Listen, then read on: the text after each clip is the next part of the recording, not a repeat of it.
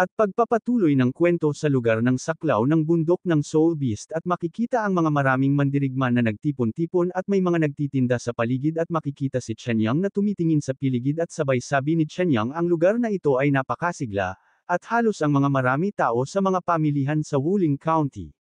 At habang namimili si Chenyang ng punyal at nagtanong siya sa nagtitinda at sabay sabi boss, laging pa napakaraming tao sa Soul Beast Mountain Range na ito.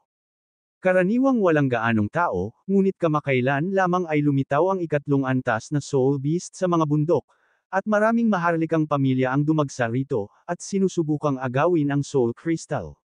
Soul Crystal. Binata, napakabata mo para mag-isang ka pumupunta rito. At makinig ka sa aking payo, mas ligtas na humanap ng ilang tao para bumuo ng isang team sa Soul Beast Mountain Range na ito. At binayadan ng ni Chenyang ang napili ninyang sandata. At makikita ang isang grupo na papalakad at papalapit kay Chenyang at habang nilalagay ni Chenyang ang binili niya sandata at hindi sinasadya binangga siya ng hanggal at nagkatinginan silang dalawa at sabay sabi ng hanggal na nakabangga maliit na bastard. Nandito ka rin ba para makuha ang ideya ng Third Order Soul Crystal?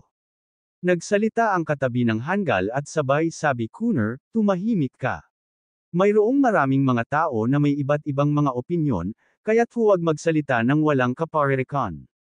Lolo, natatakot ka pa ba na magreklamo siya sa padre de pamilya? Ang munting bastard na ito ay malabong mabuhay ng higit sa 2 araw kung mag-isa siyang pupunta rito tiyak na mamatay siya ng madali. At napasabi na lang si Chenyang nagdala ka ng maraming tao, kaya hindi ka nawalan ng pag-asa, darating. At hinawakan ng hanggal ang balikat ni Chenyang at sabay sabi huwag mong isipin na ipagmamalaki mo ang pagbabalik sa iyo ng Panginoon. Isa ka lang bastos. Mag-ingat ka at mamamatay ka sa bulubunduking ito. At umalis na nga ang mga hanggal at naiwan si Chenyang at sabay sabi ang pangatlong order na Soul Crystal at kung makatagpo ko ito ay ibababa ko ito kahit anong mangyari.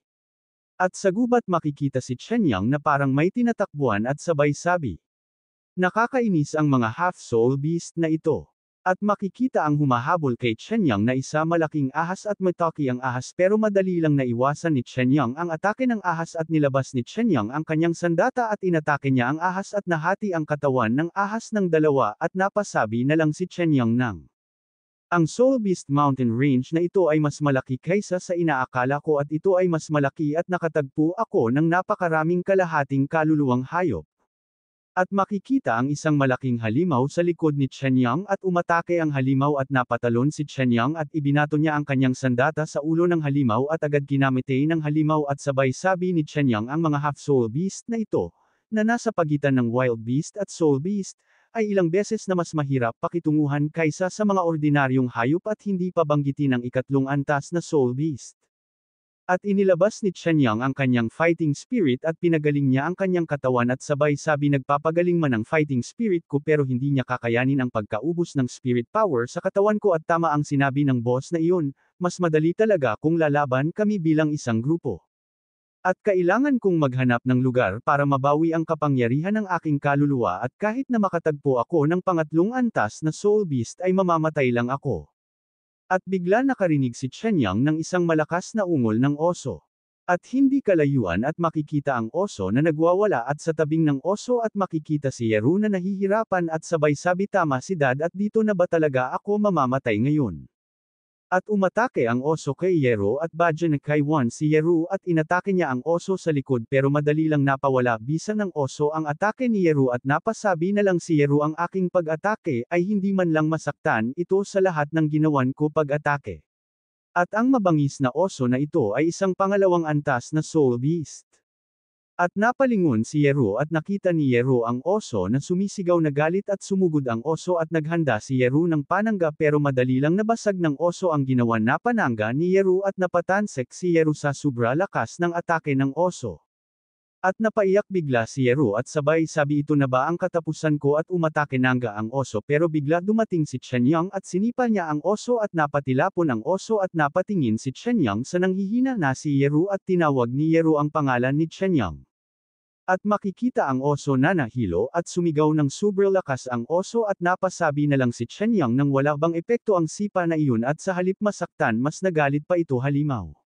At inilabas ni Chenyang ang kanyang sandata at naghanda para umatake at sinugod ng niya ang oso pero mas nauna umatake ang oso pero ang sandata lang ang natama ng oso at napunta si Chenyang sa likod ng oso at sabay sabi ni Chenyang.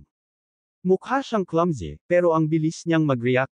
At tumalon si Chenyang at sinipa niya ang oso sa likod at agad lumayo si Chenyang sa oso at mas kinagalit ng oso ang ginawa ni Chenyang at sumugod sila dalawa at umatake ang oso pero nakaiwan si Chenyang at sabay umatake sa katawan ng oso pero hindi man lang nanagalosan ang oso sa atake ni Chenyang at napasabi na lang si Chenyang ng ang halimaw na ito ay isang soul beast na nauugnay sa lupa na may kahangahangang depensa at kasama ang magaspang na balat at makapal na laman nito. Hindi ito masasaktan ng mga ordinaryong sandata.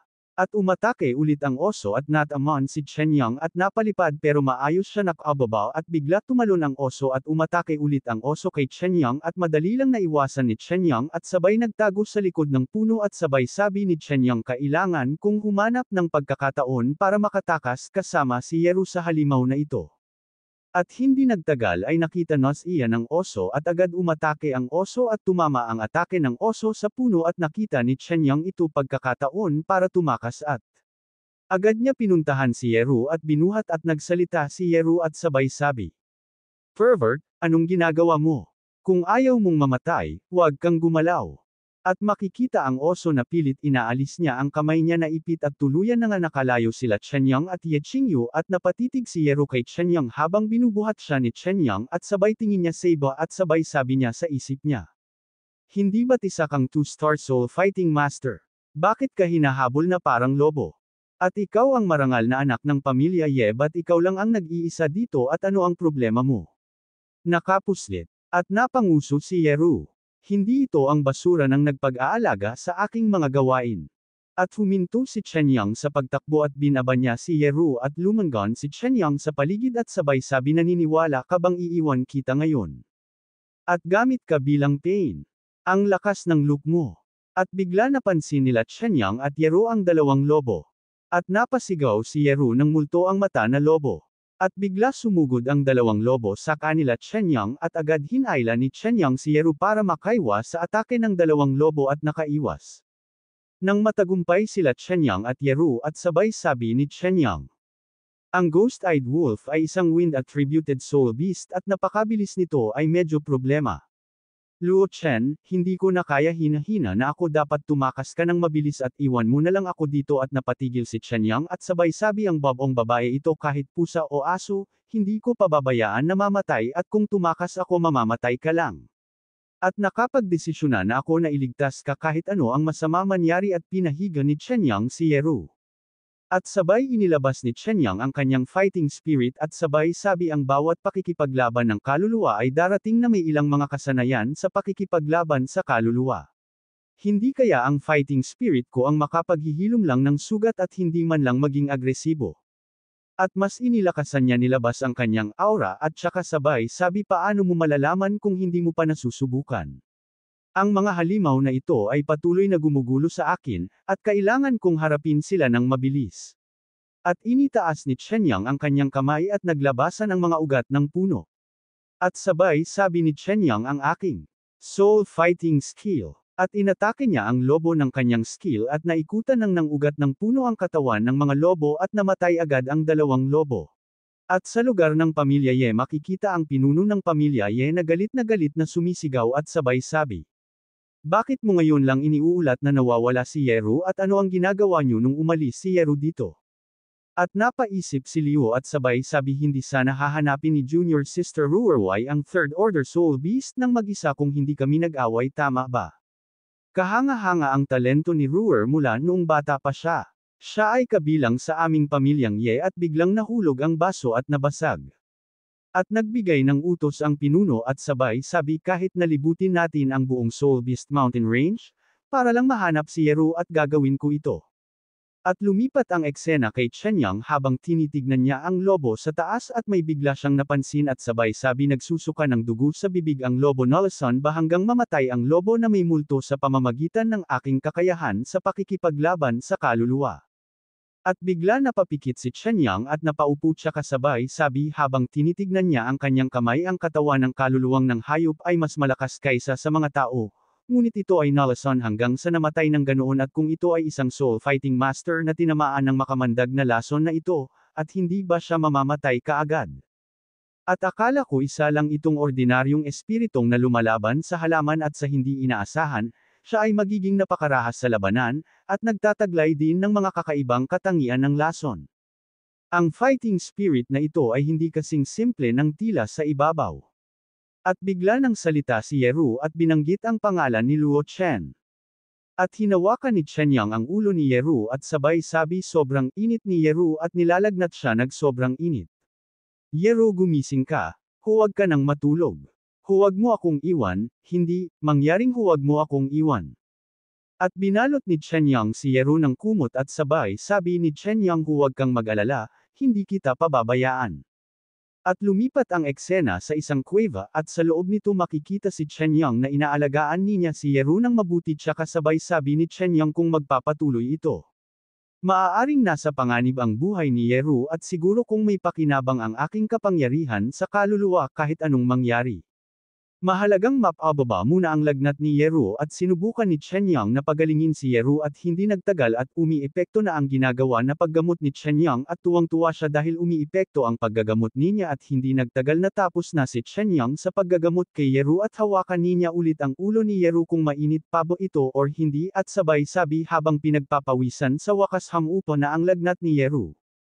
At biglang nakaramdam si Chen Yang na paghilo at pagsakit ng ulo at sabay sabi habang nahihilo una ang mabangis na oso pagkatapos ang lobo na may multo.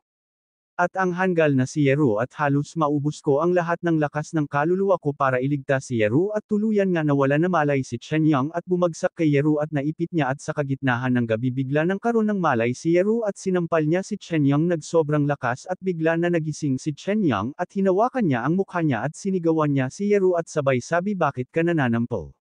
At sabay sabi ni Yeru bakit ka nakahiga sa dibdib ko? Tanggang ka babae, tingnan mo ang iyong sarili. Hindi ko ba naintindihan at nahihiya sabi ni Yeru tinamaan ka ng bear kanina, yung injury mo. At hindi pinansin ni Chen Yang ang sinabi ni Yeru. Pero may malasakit sa iyo ang mga tao, bakit hindi ka makapagsalita ng maayos? At biglang kinuha ni Chen Yang ang kumot kay Yeru at sabay sabi ngayong madaling araw na at nawala na ang lagnat mo dapat kang pumunta sa high school sa lalong madaling panahon. At kung makatagpo siya muli ng pangalawang antas na Soul Beast, hindi siya magiging maswerte. Hindi ka ba aalis ang Soul Beast Mountain Range ay napakadelikado, at sa ating kasalukuyang antas ng paglilinang hindi tayo makakaligtas. Ang daan ng isang Soul Master ay laging puno ng mga tinak, kung ang lugar na ito isang mainit at nakakatakot na mensahe para sa hinaharap. At pagkatapos ng dalawang magkasunod na laban, ang aking karunungan sa kapangyarihan ng kaluluwa ay naging mas mahusay kaysa dati. Oo naman, ang pinakadirekta at epektibong paraan para mapahusay ang iyong lakas ay ang lumaban at lumaban muli. Kung nagsusumikap ka para sa pagpapatala sa kolehiyo sa loob ng ilang araw, matutulungan kita. Saan ka kumukuha ng kumpiyansa para tulungan ako? At nahihiya sabi ni Yeru espesyal ang fighting spirit ko kaya, sa enrollment quota, pwede kong bigyan ng priority ang mga designated candidates. Hindi mo ba ginaisang ang espiritu ng pakikipaglaban sa ikalimang baitang ng sandata? Kahit na ang mga kwalifikasyon ay napakahusay. Ngunit hindi ito espesyal, tama. At bigla pinakita ni Yeru ang kanyang fighting spirit at sabay sabi actually ang nagising ko ay ang kambal na nag-aaway na mga kaluluwa. Sa sobrang nakakasilaw na talento bilang twin fighting souls, hindi nakakagulat na kumpiyansa siya na papasukin niya ako sa akademya. At lumapit si Yeru kay Luo Chen, tsaka sabay-sabay tayong bumaba ng bundok. Sa loob ng ilang araw, ikaw at ako ay makakapasok na sa akademya nang hindi kumukuha ng anumang pagsusulit.